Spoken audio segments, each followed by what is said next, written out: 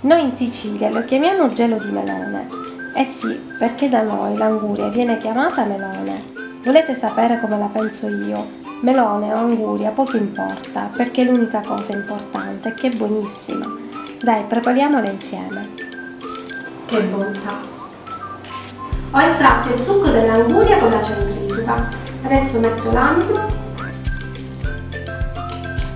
sciolgo bene l'amido. Un secondo solo, iscrivetevi al canale, mettetemi un like e condividete la ricetta. L'avete fatto? Grazie. Continuo con la ricetta.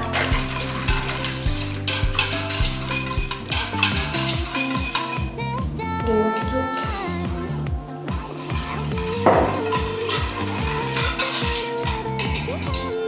E metto sul fuoco.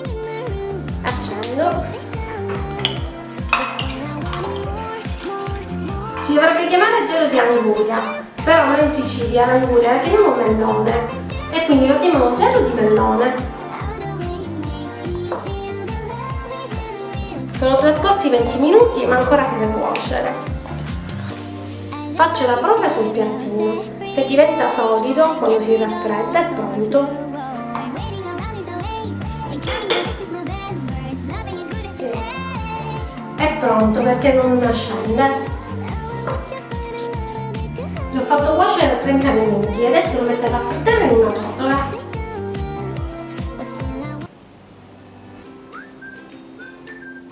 Riempio le coppette di gelo di melone.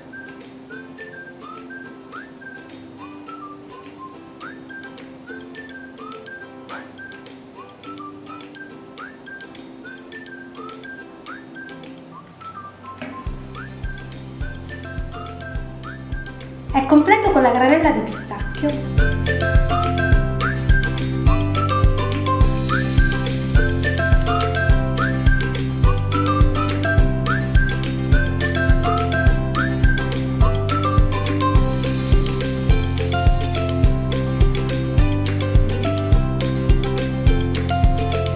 Che bontà!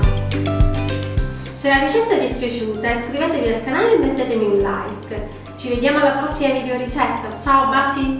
Ciao!